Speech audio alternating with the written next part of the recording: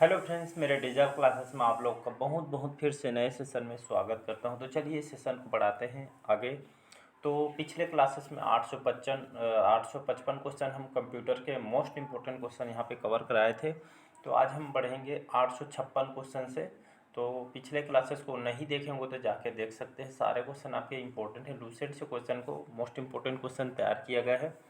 तो लगभग सभी एग्जाम को कवर कराएगा। छात्रावास अधीक्षक, चाहे स्टेट में कोई भी पटवारी वगैरह की एग्जाम प्रिपरेशन वगैरह कर रहे हैं, लगभग सभी जो जितने भी कंप्यूटर के सिलेबस में दिया रहेगा लगभग सभी एग्जाम को कवर कराएगा। सेंट्रल गवर्नमेंट में बैंक वगैरह आरबीआई वगैरह की तैयारी कर रहे होंगे तो लगभग सभी एग्जाम को यहाँ पे कवर कराया जाएगा। तो चलिए सेशन को बढ़ाते हैं आगे। पहले बार आए हैं तो चैनल को सब्सक्राइब करके रख लीजिएगा ताकि जो नोटिफिकेशन है आप तक यहाँ पे पहुँच। तो क्वेश्चन है हमारा, इनमें से बिजली जाते ही समय, याद रखिए बिजली जाते ही समय ही किस मेमोरी में जो रखा डाटा आपका समाप्त हो जाता है? तो सीडी का, डिस्क का, रैम का या आपका फ्लॉपी का? तो इसका जो करेक्ट आंसर हो जाएगा आपका रैम, इसका करेक्ट आंसर हो जाएगा। बहुत बार आपका रैम का फुल फॉर्म पूछा गया है। तो रैंडम एक्सेस मेमोरी इसका फुल फॉर्म होता है, इसको याद रखिएगा। तो आपका जैसे आपका जो लाइट जैसे आप यूज कर रहे थे कंप्यूटर, जैसे लाइट चला जाता है मतलब जी बिजली जाते समय आपका जो मेमोरी में जो रखा डाटा आपका या आपका जो समाप्त हो जाता है, तो रैम का जो डाटा आपका जो समाप्त यहाँ पे हो जाता है, इसको याद रखिएगा। तो कंप्यूटर जैसे चलाए रहते हैं तो आपका जो डाटा यहाँ पे रुका रहता है, जैसे लाइट जाता है तो डेटा आपका यहाँ पे ख़त्म हो जाता है। तो कंप्यूटर बंद होता है, उसके बाद आपका जो जैसे ही बिजली जाती है यहाँ पे आपका रैम अपना जो डाटा वगैरह है ये आपका खो देता है। तो इसको याद रखिएगा, सी ऑप्शन करेक्ट आंसर हो जाएगा। तो यहाँ पे रैम का इसमें मुख्य काम क्या होता है तो इसको याद रखिएगा। तो रैम का मुख्य कार्य क्या, तो अगर देखें तो रैम का जो जो कार्य या इसका जो फंक्शन जो इम्पोर्टेंट क्या होता है, तो रैम का जो कार्य सीपीयू को डाटा और जो निर्देश वगैरह देने का काम करता है, इंस्ट्रक्शन वगैरह देता है आपके सीपीयू को। तो याद रखिए सीपीयू को डाटा देने का काम आपका आपका रैम करता है। रैंडम एक्सेस मेमोरी इसको बोला जाता है, तो इसको याद रखिएगा। अगला क्वेश्चन देखते हैं, ईमेल के जन्मदाता इनमें से किसको माना जाता है? बिल गेट्स को, लिंकन, गोल्डबर्ग को, चार्ल्स बेबेज को या आपका रे टॉमिन्सन को? तो इसका जो करेक्ट आंसर हो जाएगा तो इसका जो करेक्ट आंसर हो जाएगा, बहुत बार आपको बताया होगा, याद हो गया होगा। तो इसका जो करेक्ट आंसर हो जाएगा आपका ईमेल के जन्मदाता इनमें से किसको माना जाता है? तो रे टॉमिन्सन, याद रखिए। तो रे टॉमिन्सन को इसको ईमेल के जो आप ईमेल करते हैं, जो स्मार्टफोन में जो आप ईमेल लेते हैं, तो इन्होंने इसका आविष्कार किया था रे टॉमिन्सन ने। याद रखें अमेरिका के एक इंजीनियर थे, तो इन्होंने इसका आविष्कार किया था। अगर पूछे तो याद रखिएगा, अगर भारत में पूछे तो भारत में जो कि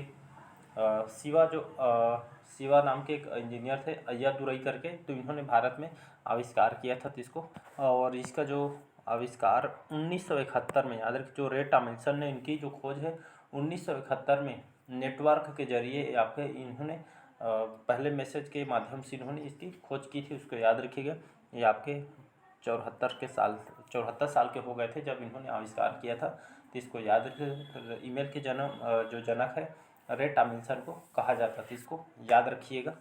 अगला क्वेश्चन देखते हैं, डब्ल्यू के आविष्कारक इनमें से कौन है? जे स्किल्बी, टिम बर्नर्स-ली या आपके चार्ल्स बेबेज या आपके वॉन ल्यूमेन? तो इसका जो करेक्ट आंसर हो जाएगा टिम बर्नर्स-ली, इसका करेक्ट आंसर हो जाएगा बी ऑप्शन। याद रखिए डब्ल्यू के आविष्कार, इसका फुल फॉर्म कई बार एग्जाम में क्वेश्चन पूछा है। तो वर्ल्ड वाइड वेब इसका फुल फॉर्म होता है, लिख देता हूँ मैं, वर्ल्ड वाइड वेब इसका फुल फॉर्म होता है। तो जो टिम बर्नर्स-ली इन्होंने इसका आविष्कार किया था, कौन से सन में किया था? 1989 में 1989 में इसका जो आविष्कार इनके द्वारा किया गया था। तो इसको याद रखिए, एक इंजीनियर थे अमेरिका के, तो इन्होंने इसका आविष्कार किया गया था। तो इसको याद रखिए, 1989 में इन्होंने खोज की थी। अगला क्वेश्चन देखते हैं, सीडी से इनमें से आप क्या कर सकते हैं? तो सीडी से आप इनमें से क्या कर सकते हैं? लिख सकते हैं, पढ़ और लिख सकते हैं। पढ़ या तो पढ़ सकते हैं या लिख सकते हैं। तो इसका बी ऑप्शन हो जाएगा, या तो इसको पढ़ और लिख दोनों आप कर सकते हैं। तो सीडी जिसका फुल फॉर्म होता है कम्पैक्ट डिस्क बोला जाता है।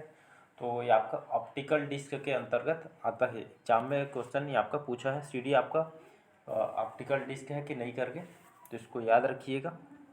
अगला क्वेश्चन देखते हैं, इनमें से इनमें से किसने बेसिक कंप्यूटर भाषा का विकास किया था? जॉन जी कैमी ने, जिम क्लार्क ने, निकोलस बर्थ ने, या आपके निकोलस बर्थ के द्वारा? तो इसका जो करेक्ट आंसर हो जाएगा आपका जिम क्लार्क, इसका करेक्ट आंसर हो जाएगा बी। आपसे याद रखें तो बेसिक कंप्यूटर भाषा का जो विकास है जिम क्लार्क ने 1964 में, याद रखें 1964 में उन्होंने 1964 में बेसिक कंप्यूटर भाषा का विकास किया गया था। तो बेसिक कंप्यूटर भाषा करने का मतलब क्या है?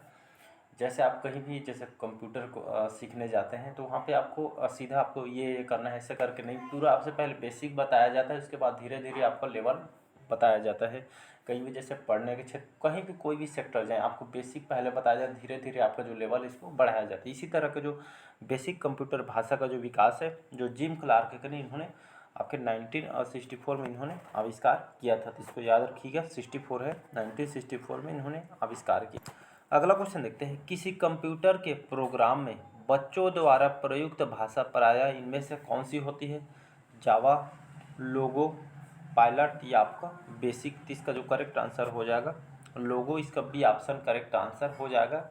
तो लोगो भी एक तरह का प्रोग्रामिंग भाषा है, ये खास करके जो बच्चों, जैसे आप बच्चों को कंप्यूटर आप सिखाएंगे तो पहले आपको लोगो, तो लोगों के हिसाब से कंप्यूटर को पहले सिखाया सब, जैसे आपका करने का मतलब चित्रण के माध्यम से लोगो वगैरह रहता है, चित्र वगैरह, जैसे स्टार्टिंग में बच्चों को जैसे आपका चित्र वगैरह बनाना सीखते, लोगों के माध्यम से इसको बताया जाता है। पढ़ाई के क्षेत्र में जैसे स्कूल जाते हैं तो लोग को ऐसे पढ़ाया जाता है, सिखाया जाता है। तो एक तरह का जो बच्चों को जो भाषा में जो बताया जाता है आपके लोगों के माध्यम से इसको बताया जाता है। तो इसका बी ऑप्शन याद रखिएगा। इनमें से ऑप्टिकल मेमोरी क्या है? Floppy disk, CD ROM, core memories, या आपका बबल मेमोरीज? तो इसका जो करेक्ट आंसर हो जाएगा तो ऑप्टिकल मेमोरी क्या है? तो आपका सीडी रोम है, बी ऑप्शन याद रखिएगा। तो ऑप्टिकल मेमोरी में क्या होता है? तो डेटा को सीडी रोम जैसे ऑप्टिकल माध्यम पर स्टोर किया जाता है, तो इसको याद रखिएगा। तो इसमें स्टोर किया जाता है। अगला क्वेश्चन देखते हैं यहाँ पे, इनमें से डाटा प्रोसेसिंग अर्थ क्या है? डाटा प्रोसेसिंग अर्थ क्या है? तो डाटा संग्रहण करना है, डाटा को सजाना है, या डाटा को उपयोगी बनाना है, या उपरोक्त सभी? तो इसका जो करेक्ट आंसर हो जाएगा तो इसका डी ऑप्शन करेक्ट आंसर हो जाएगा। तो डाटा जैसे डाटा जो प्रोसेसिंग अर्थ यहाँ पे हो जाएगा। तो एक डाटा प्रोसेसिंग एक तरह का आपका प्रक्रिया है जिसमें डेटा को पहले आप कलेक्ट करेंगे, इसको इकट्ठा करेंगे, फिर डेटा को उपयोगी बनाना है और इसको जानकारी में इसको बदल देना है। तो इसका डी ऑप्शन करेक्ट आंसर हो जाएगा। इनमें से सबसे तेज कंप्यूटर होता है micro computer, super computer, mini computer, या आपका मेन फ्रेम कंप्यूटर?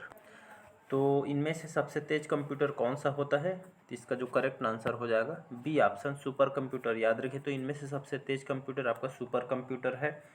तो जैसे नॉर्मल जैसे कंप्यूटर की अपेक्षा जो आपका सुपर कंप्यूटर, इसमें खासियत क्या होता है? ये आपके नॉर्मल कंप्यूटर से आपका कई गुना स्पीड में चलती है, कैलकुलेशन वगैरह सभी एकदम फास्ट, और सबसे ज़्यादा महंगा भी रहता है। और ये आपके खासकर हर जगह इसको नहीं मतलब उपयोग किया जा सकते, क्योंकि ये बहुत ही महंगा रहता है, ये आपका हैवी भी रहता है। तो इस तरह यहाँ पे सबसे तेज़ कंप्यूटर आपका सुपर कंप्यूटर है। यहाँ पे भारत का पहला सुपर कंप्यूटर कौन सा है? याद रखिए परम जो आपका 8000 है, याद रखिए परम जो 8000 है ये भारत का पहला सुपर कंप्यूटर था। इसको याद रखिए। किसके द्वारा इसको तैयार किया गया था? तो सीडेक इस संस्था के द्वारा इसको तैयार किया था। तो सुपर कंप्यूटर को जो श्रृंखला जो परम 8000 ये आपके भारत का पहला सुपर कंप्यूटर है। और इसको centre for development of advance computing CDAC के द्वारा तो इसका फुल फॉर्म होता है आपका centre for development of advance computing. तो इसके द्वारा इसको असेंबल किया गया था, या इसको डिजाइन इसके द्वारा किया गया था। तो इसको याद रखिएगा, इम्पोर्टेंट क्वेश्चन है। अगला क्वेश्चन देखते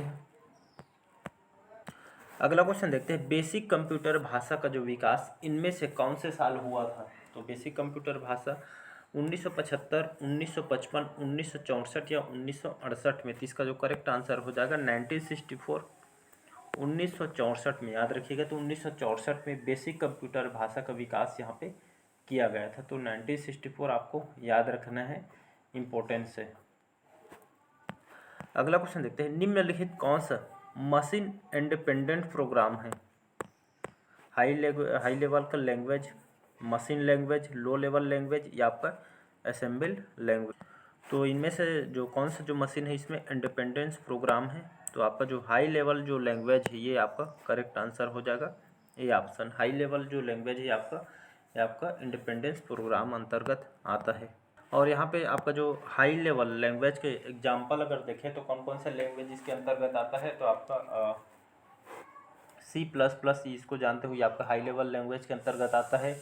सी लैंग्वेज, C++, और आपका जावा स्क्रिप्ट, कोबोल, फॉर्ट्रैन, ये सभी जावा वगैरह, पाइथन वगैरह सभी आपका हाई लेवल लैंग्वेज के अंतर्गत आता है। तो इसको याद रखिएगा, एग्जाम में एक क्वेश्चन पूछा गया है।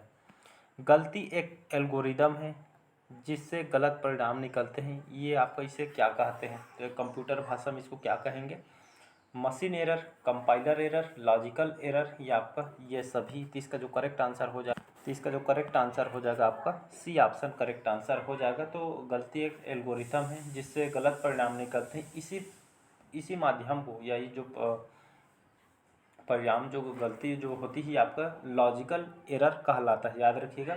एक तरह का लॉजिकल एरर, या कंप्यूटर भाषा में इसको बग कहते हैं। एग्जाम में क्वेश्चन पूछा है तो इसको बग है तो कहते हैं, तो इसको याद रखिएगा।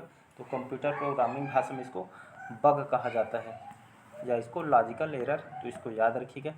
गूगल इनमें से क्या है, वायरस है, सर्च इंजन है, ऑपरेटिंग सिस्टम है, या आपका ब्राउज़र है। तो गूगल इनमें से आपका क्या है, तो गूगल आपका एक सर्च इंजन है, इसको याद रखिएगा। तो गूगल आप सभी जानते होंगे। चलिए थोड़ा गूगल पे हम बात करते हैं। गूगल की स्थापना कब किया गया था, इसका जो इसकी स्थापना कब किया था, 4 सितंबर 1998 में इसकी स्थापना किया था, 1998 में। और इसका हेडक्वार्टर कहाँ पे, तो इसका जो कैलिफोर्निया अमेरिका में इसका हेडक्वार्टर है। और इसके फाउंडर कौन है, तो लैरी पेज और सर्गी ब्रिन इसके फाउंडर हैं। और ये खास करके इसके सीईओ कौन है, एग्जाम में क्वेश्चन है पूछता है। सीईओ हमारे जो भारतीय मूल के सुंदर पिचाई, ये हमारे भारतीय मूल के आपके सीईओ हैं, तो इसको याद रखें वर्तमान में।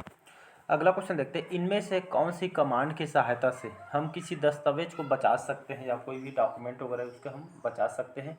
Ctrl+X, Ctrl+F, या Ctrl+S, या आपका Ctrl+A। तो इसका जो करेक्ट आंसर हो जाएगा Ctrl+S। तो ये आपके सेव करने के लिए इसका उपयोग किया जाता है। X से डिलीट होता है, Shift+F से आपके फोल्डर वगैरह को लिए काम में आता है, और Ctrl+A आपके इसका उपयोग सेलेक्ट करने के लिए इसका उपयोग किया जाता है। अगला क्वेश्चन देखते हैं, सबसे अधिक तेज गति का प्रिंटर इनमें से कौन सा है, तो laser printer, thermal printer, dart printer, jet printer. तो सबसे तेज गति का प्रिंटर इनमें से कौन सा है, तो इसका जो करेक्ट आंसर हो जाएगा आपका लेजर प्रिंटर, इसका करेक्ट आंसर हो जाएगा। याद रखिए, सबसे तेज गति का, सबसे अच्छा जो क्वालिटी का जो प्रिंटर माना जाता है, लेजर प्रिंटर को सबसे तेज प्रिंटर इसको कहा जाता है, इसको याद रखिए। इसमें अच्छी गुणवत्ता भी होती है, साथ ही साथ मशीन भी फास्ट चलती है, तो इसको याद रखिएगा। इसका जो ए ऑप्शन करेक्ट आंसर हो जाएगा। तो चलिए आज के जो सेशन यहीं तक रखते हैं। तो कमेंट करके ज़रूर बताइए आज का सेशन कैसे लगा। पहले बार आए हैं तो चैनल को सब्सक्राइब करके रख लीजिएगा, ताकि नोटिफिकेशन आप तक यहाँ पे पहुँच पाए। तो चलिए मिलते हैं अगले पार्ट में। आज के जो सेशन हम यहीं तक रखते हैं। साथ ही साथ अगर हिस्ट्री आप कंप्लीट पढ़ना चाहते हैं तो मॉडर्न हिस्ट्री में कंप्लीट करा दी हूँ। यहाँ पे एंशिएंट हिस्ट्री लगभग 8-9-10 पार्ट में लगभग हो चुकी है। जैसे ख़त्म होता है इसके बाद हम मिडिवल हिस्ट्री पे आ जाएंगे। तो मिडिवल हिस्ट्री इसके बाद मैं लगभग 3 पार्ट, फिर इसके बाद हम प्रीवियस ईयर में जो आए हुए एग्ज़ाम के क्वेश्चन यहाँ पे हम करेंगे, तो इसको याद रखिएगा। तो चलिए मिलते हैं अगले पार्ट में। Thank you.